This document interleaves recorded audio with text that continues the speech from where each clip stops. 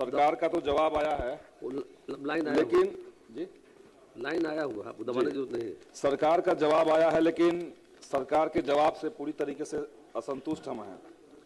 ये 18 दल वही पूछ रहे महोदय, 18 दलपतियों को पंचायत सचिवों के रिक्त पदों पर बहाल करने का ये मामला हमने पूछा था, और हाई कोर्ट के माननीय उच्च न्यायालय के दो आदेश इस संदर्भ में हैं। हम लोग जानते हैं कि 90 के बाद से दलपतियों को पंचायत सचिव के पद पर बहाल करना शुरू किया गया, लेकिन पटना जिला के 18 दलपतियों को अभी तक वो मौका नहीं मिला था। जब लोग हाई कोर्ट में गए तो हाई कोर्ट ने बहुत क्लियर कट ऑर्डर दिया कि 111 पद पटना जिला के अंदर खाली हैं पंचायत सचिव का, उन पदों पर 90 दिनों के अंदर सरकार बहाल करे। सरकार की तरफ से जो जवाब आया है उसमें लिखा गया है कि कोर्ट के आदेश के आलोक में डीएम के नेतृत्व में एक बैठक हुई और बैठक में सर्वसम्मति से उस प्रस्ताव को खारिज कर दिया गया। तो क्या सरकार यह बताना चाहेगी कि दो कोर्ट के आदेश का, कोर्ट का आदेश भी हम लोग यहां कोर्ट कर सकते हैं महोदय, कोर्ट के निर्णय का पर विचार करने का, उसको लागू करना है कि नहीं करना है, क्या ये किसी कमेटी को या किसी जिलाधिकारी को ये राइट है? ये हम पहला मंत्री जी से पूछना चाहते हैं महोदय।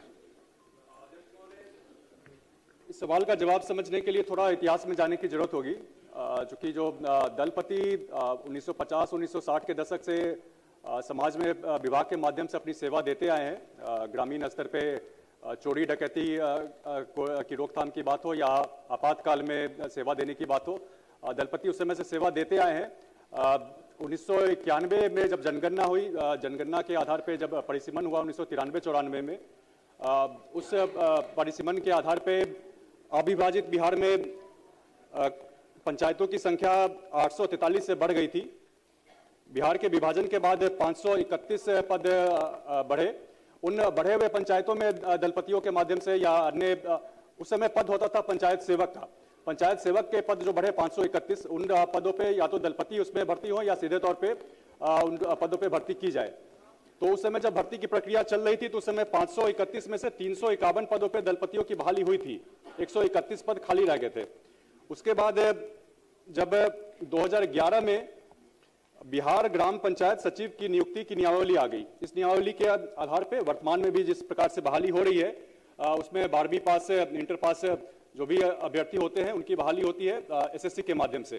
तो 2011 में जब नियुक्ति की नियमावली आ गई है तो वैसे केस में जो दलपति पहले से काफी समय से हैं, उनका बहाली करने का बहुत औचित्य नहीं रह जाता है, न्यायपूर्ण भी नहीं लगता जब 2011 की नियमावली के हिसाब से 12वीं पास से अभ्यर्थी की बहाली हो रही है। साथ ही साथ इसमें चूंकि उस समय बहाली नहीं, चूंकि आपका प्रश्न पटना जिला से संबंधित है, जब 1993-94 में परिसीमन हुआ था तो उस समय पटना में जो पंचायत की संख्या थी वो 13 से घट गई थी। तो उस समय का अगर आप आधार बनाएंगे तो दलपतियों की भर्ती की बहाली की जो पद थे वो कम हो गए थे, 13 से कम हो गए थे। तो इस बात का कोई औचित्य बनता नहीं है कि उनकी बहाली फर्दर की जाए। नहीं, देखिए कोर्ट खड़ा होकर के खड़ा पूछा, हम तो सवाल अभी तो पहला पूरक सवाल तो हम पूछ चुके हैं, उसी का जवाब तो हम कह रहे हैं कि आदेश क्या निर्णय को डीएम पलट सकते हैं कि नहीं पलट सकते हैं, ये मेरा सवाल था। उसके बाद हम दूसरा सवाल पूछेंगे महोदय। कोर्ट के आदेश पे बहुत टीका टिप्पणी करना मुनासिब नहीं होगा, लेकिन वस्तु स्थिति यही है कि चूंकि कोर्ट ने आज के समय में देखा कि 111 पद रिक्त हैं पंचायत सचिव के, लेकिन जब ये बहाली की प्रक्रिया चल रही थी, जब दलपतियों को पंचायत सेवक के पद पे बहाल किया जा रहा था, उसमें पदों की संख्या घटी थी, इसलिए उस समय पदों की संख्या घटी थी। लेकिन आज के समय में खासकर जब 2011 की नियमावली आ गई है तो दोनों को साथ में करना न्यायोचित नहीं होगा महोदय। मंजीत कुमार सिंह,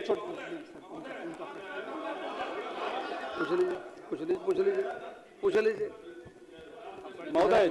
सवाल मेरा था, देखिए 5448 दलपतियों को 2006 और 8 में 5448 दलपतियों को पंचायत सेवक या पंचायत सचिव के पद पर नियुक्त किया गया।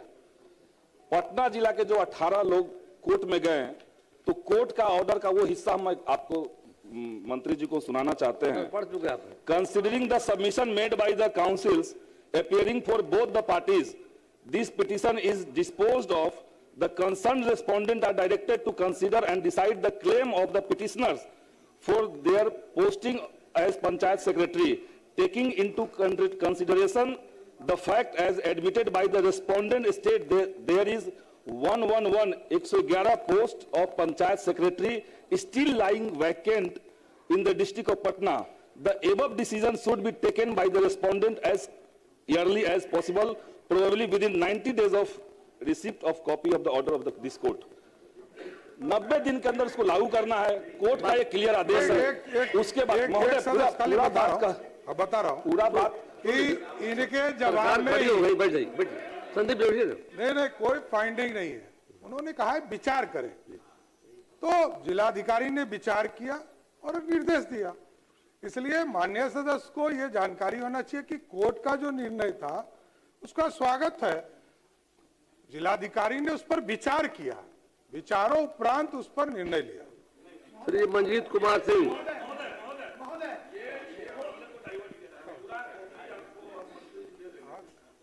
आप दे दीजिए। पूरी कॉपी हम दे देते हैं। दो आदेश है और दोनों आदेश में एक सजानंद वर्सेस सरकार है।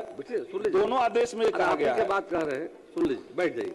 डीएम विचार करेंगे ये नहीं है, क्लियर कट आदेश भी है, वो कॉपी हम आपको दे रहे हैं। दे दीजिए आप। आदेश क्या है वो भी पढ़ दीजिए, क्योंकि अभी जो आपने आदेश पढ़ा, आपने खुद पढ़ा कि the authority is directed to consider and decide in the matter within 90 days and the authority has considered and decided about the matter. सीधी बात है। क्लियर। तो हम लोग तो अथॉरिटी ने कोर्ट के ऑर्डर का कंप्लायंस किया है, इसमें नॉन कंप्लायंस का कहाँ बात है? माननीय मंत्री बोलना चाह रहे हैं। मुख्यमंत्री जी ने सरकार का स्टैंड क्लियर किया है, लेकिन सभी बातों के बाद भी हम बताना चाहेंगे कि दलपतियों, चूंकि उन्होंने काफी लंबे समय तक समाज की सेवा की है, तो सरकार संवेदनशील है और चूंकि पंचायत सचिव के पद पे तो भर्ती नहीं की जा सकती है, लेकिन आने वाले समय में विभाग के तहत अगर कोई अन्य योजना है जिसमें उनको स्वयं सेवक के रूप में अगर उनका समायोजन किया जा सकता है तो उसको लेकर के सरकार। श्री मंजीत कुमार सिंह बैठिए, अब बैठ जाइए प्लीज, आपकी बात हो गई, सब क्लियर हो गया। जवाब प्राप्त है सर। जी हाँ, माननीय मंत्री जल संसाधन विभाग, माननीय मंत्री मंजीत बाबू का सवाल है। महोदय, इनका 2 खंड का जो प्रश्न है जी, दोनों में हमने इनकी बात मान ली है। पहले खंड का भी काम करा दिया जाएगा और दूसरे खंड में जो इन्होंने कहा है कि काम में देरी हो रही है, बिल्कुल सही कहा है। इसके लिए हम लोगों ने संवेदक पर कार्रवाई की है, उसका इकरारनामा विखंडित कर दिया है और जो बचा हुआ काम है उसको रिस्क एंड कॉस्ट बेसिस पर, मतलब बचे हुए काम का अलग से टेंडर करके और जो पैसा सरकार को लगेगा वो पहले वाले एजेंसी से ही वसूल के हम लोग अगले वित्तीय वर्ष में इनका दोनों काम करा दें। रोहित